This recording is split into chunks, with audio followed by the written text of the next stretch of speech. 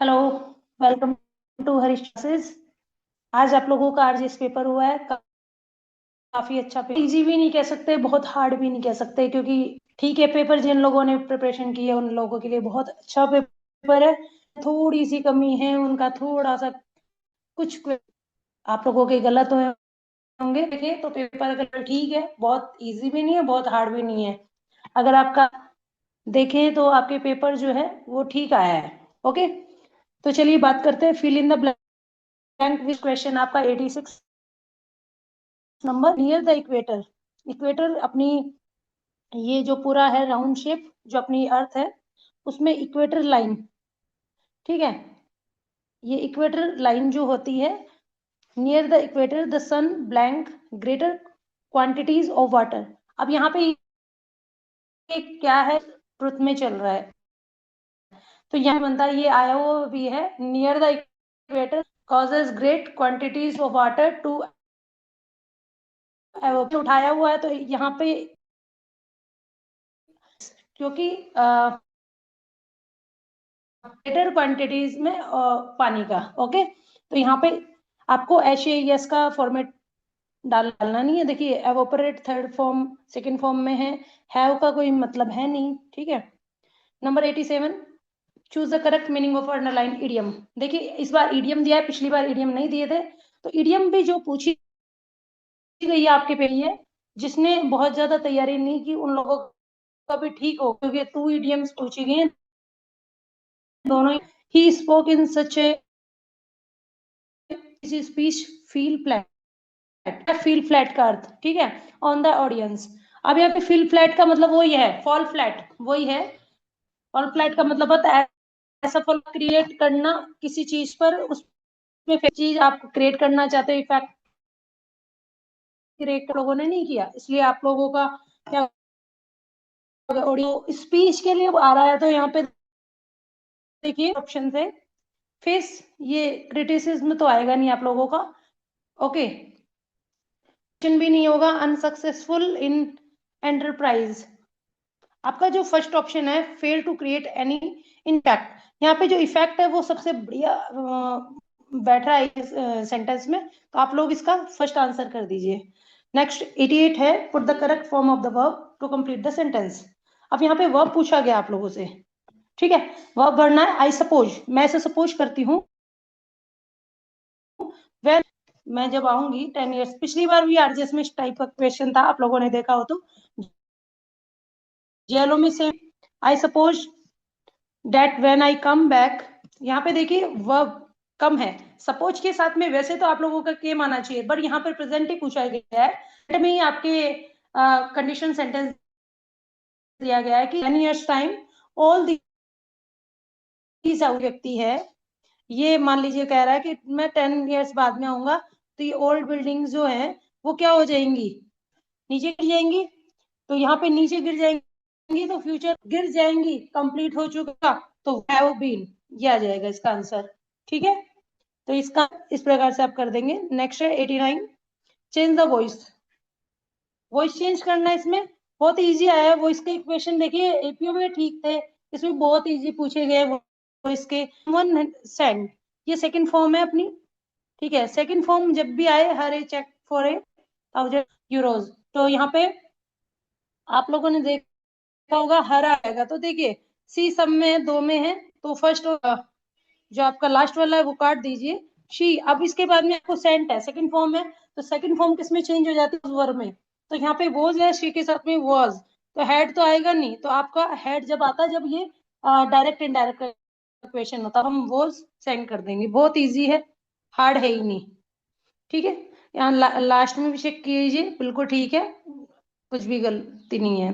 Number 90, someone. देखिए यहाँ पे कुछ लोगों को ये कंफ्यूज होगा कि समवन नहीं है, तो मैंने आप लोगों को जब पढ़ाया तक बताया था समवन, जैसे नो वन है, समवन है, आप लोगों का कई बार दे वी या फिर कई बार ही वगैरह भी कई बार नहीं लिखा होता, बट कई केसेस में अब यहाँ पे समवन है, इसका मतलब इसके हिसाब से आ रहा है, तो समवन लगाने की कोई आवश्यकता। Blank with the correct option, यहाँ पे देखिए ये वाला क्वेश्चन है थोड़ा सा डाउटेबल है, बट इसका आंसर है, मैं आपको इसलिए है क्योंकि इसमें कोई एडवर्ब नहीं दे रखा का साथ में कुछ चीजें नहीं दे रखी, वैसे वैसे देखिए दे मी रिलैक्स। तो यहाँ पे क्या पूछा है कि रिलैक्स होने के लिए मेडिकेशन दी गई, किसके लिए? रिलैक्स होने में सहायता देने के लिए।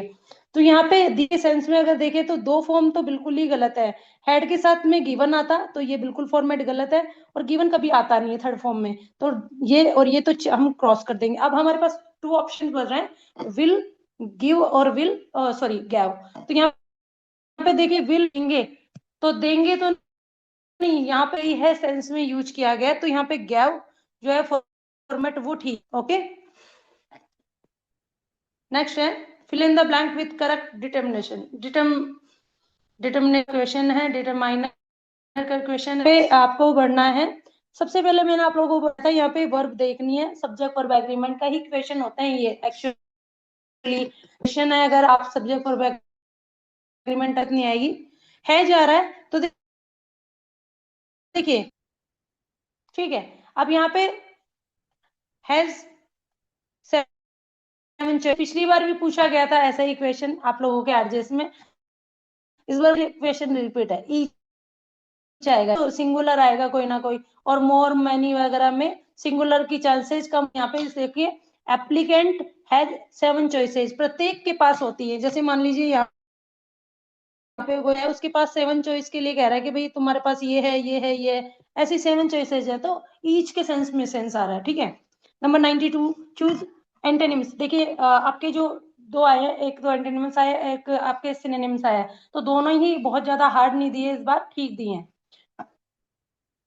क्वाटिडियन का मतलब हो जाएगा यहाँ पे पराजय के सेंस में, आप मान लीजिए ये सॉरी पराजय नहीं, यहाँ पे आपका सेंस हो जाएगा दैनिक, या फिर इस सेंस में तो मुंडेन हो जाएगा, एक्स्ट्रा ऑर्डिनरी है। ठीक है, ये जितने भी वर्ड है इसमें देखिए, अगर आप ऑर्डिनरी की सेंस बात करें तो ऑर्डिनरी के सेंस में एक्स्ट्रा ऑर्डिनरी ठीक है। अगर इसका बात यानी दैनिक या फिर जल्दी के सेंस में करें अपन इसका, तो एक्स्ट्रा ऑर्डिनरी सारे के सारे हैं, सारे के सारे नॉर्मल सेंस में यूज होते हैं।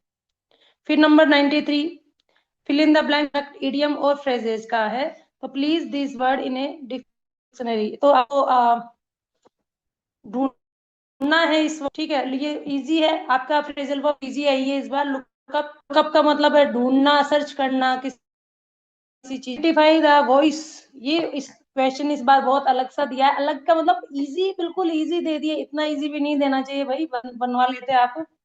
तो वॉइस दैट रिसेंबल दे रखा है, सेकंड फॉर्म ही दे रखा है, तो सेकंड फॉर्म वाला फॉर्मेट ही होता है, तो पैसिव फॉर्मेट में तो है नहीं। और ऑल ऑफ द अबव हो नहीं सकता, और यहाँ पे कोई नहीं है ऐसा, मतलब हो ही नहीं सकता, तो एक्टिव वॉइस आ जाएगा answer second. Okay, number 95 choose appropriate determiners. वापस डिटर्मिनर्स का क्वेश्चन है आप लोगों के। तो कि पिक्चर्स, पिक्चर्स आ रहा है, ही शो मी ब्यूटीफुल वैकेशन, तो यहाँ पे पिक्चर्स दे रखा है, तो ऐसे या प्लूरल फॉर्म में है, तो देखिए यहाँ पे ईच नहीं आ सकता, लिटिल नहीं आ सकता, दो क्रॉस कर दिए।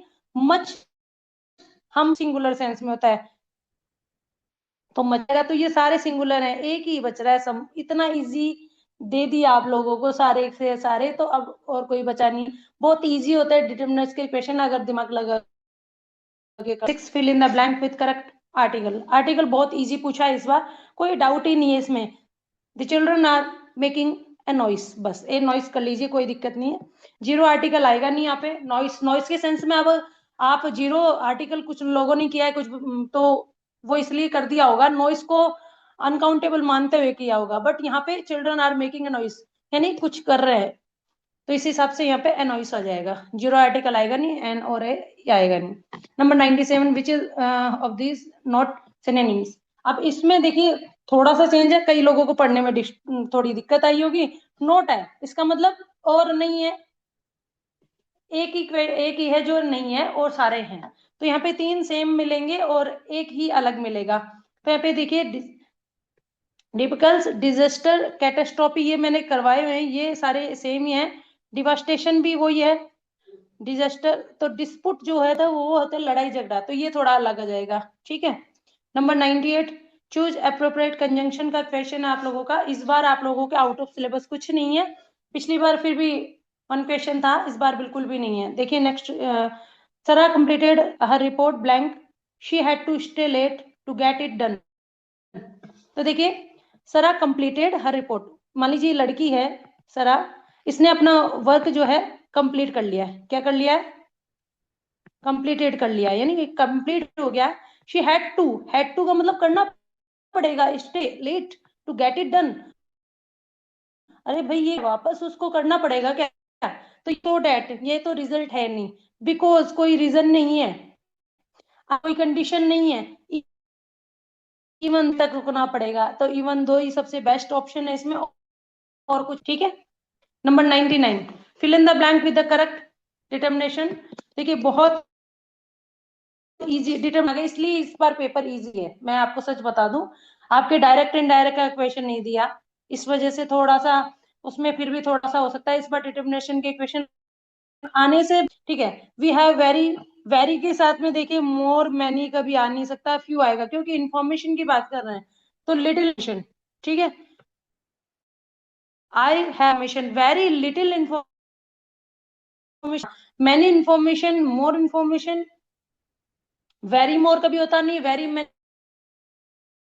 के, तो यहाँ पे हो सकता है, बट यहाँ पे कुछ है नहीं, इसलिए आएगा। Okay, number 100, choose the correct meaning of underline idiom. अब ये देखिए इडियम का क्वेश्चन वापस, इस बार पेपर रियल में इजी है। मैं आपको इंग्लिश का अगर स्कोर बताऊं तो ज्यादातर जो बच्चे हैं उनके किसी चीज में गलती नहीं हुई, हो सकता है वन क्वेश्चन किसी का गलत हो, नहीं तो मोस्टली केसेस में 13-14 क्वेश्चन आप लोगों के ठीक है, जैसा कि मुझे है। तो इस प्रकार से आप लोगों का पेपर की डिटर्मिनेंट्स के क्वेश्चन है, पैसिव के दो क्वेश्चन पूछे, वो नंबर 100 देखते हैं। ईडीएम में लीव नो स्टोन अनटर्न, यानी मान लीजिए ये स्टोन्स हैं, इनको एक को भी अनटर्न करने से नहीं रहना, इसका नाम बहुत बहुत ज्यादा प्रयास अनटर्न टू मेक और न्यू सक्सेस। तो यहाँ पे क्या, मेहनत करना या फिर सवरी अपनी एफर्ट से जो लगा देना, ठीक है, अपना बेस्ट करना। पोजीशन नहीं होगा इन स्टेट ऑफ अनसर्टेनिटी है, इसमें कोई ऑप्शन मिल भी नहीं रहा।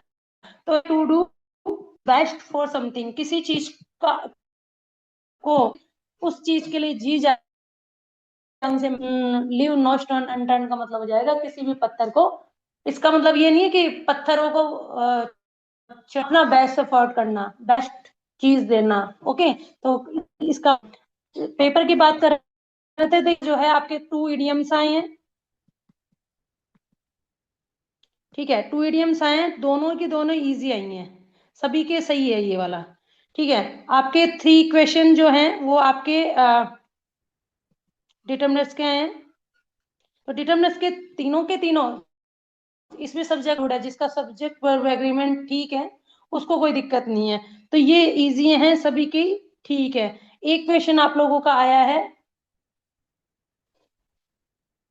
आर्टिकल का, तो आर्टिकल भी क्या है, आपका डिटर्मिनेंट्स का पार्ट है, तो ये भी इजी है। इस बार देखिए मॉडल का क्या, एग्जामिनर ने ना ही आपका इस बार थोड़ा सा पेपर अजीब सा है, क्योंकि इतना इतना सिलेबस देने के बावजूद टॉपिक छोड़ देना बड़ी अजीब सी बात है ना। जो रियल में अब दो आपके क्वेश्चन हो गए आपके एंटोनिम्स सिनोनिम्स के, और 1 क्वेश्चन आप लोगों का हो गया फ्रेज का। तो इस प्रकार से वोकैब में वही वापस, इस बार 5 क्वेश्चन आपके वोकैब में आए हैं। इस बार 4 नहीं आए, 4 थे, इस बार 5 दे दिए, एक आर्टिकल का दे दिया, 2 पैसिव वॉइस के दे दिए, 2 पैसिव के क्वेश्चन आप लोगों के। तो इस बार मोटा मोटी अगर हम देखें, पेपर एक आपका ये वाला क्वेश्चन है वो आपका कंजंक्शन का है आप लोगों का। तो इस प्रकार से हम देखें, पूरे पेपर को एनालाइज करें, और तो देखने को यही मिलेगा कि पेपर बहुत इजी है। इजी टॉपिक ही छोड़ दिए इस बार एग्जामिनर ने, पता नहीं एग्जामिनर किस वे में पेपर बनाते हैं, ये तो उन्हीं को ही पता है। बट इस बार का जो पेपर है वो बहुत बड़े बड़े 2-3 टॉपिक है उनको छोड़ के बनाए हैं, जैसे कि आपका डायरेक्ट इनडायरेक्ट है, मॉडल वाला है, मॉडल से एक भी क्वेश्चन नहीं है, नहीं डायरेक्ट इनडायरेक्ट से, जो कि बड़े टॉपिक है, इस बार इसे एग्जामिनर ने पूछे ही नहीं है। ओके, तो ये अपने आप में एक बड़ी अजीब सी बात है कि बड़े बड़े टॉपिक को छोड़ दिया और इजी वे में पूछ लिया।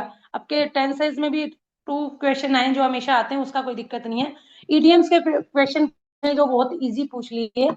आरजीएस के हिसाब से देखा जाए तो पेपर बहुत इजी है, क्योंकि बड़े टॉपिक नहीं है जिनमें से कंफ्यूजन होता, और आपके जो पेपर पूछा है वो बहुत इजी है, इसलिए कट ऑफ इंग्लिश की देखते हुए हिंदी का पेपर भी सर इजी बता रहे हैं, तो इस हिसाब से आपका पेपर दोनों ही वही है। तो आपकी परसेंटेज आप लगा के चले, जिस हिसाब से आपकी सीटें भी 40 हैं, तो मे बी 80 या 7 से 80 के बीच में जानी चाहिए, जिस हिसाब से आपका लोग देखिए कैसा आया है। पर लैंग्वेज का पेपर हार्ड नहीं है। ओके, तो क्या है, और अभी से ही आप मेंस की स्टार्ट कर दे, जिन लोगों को लगता है कि मेरी परसेंटेज ठीक हो, स्टार्ट कर दे। Thank you very much.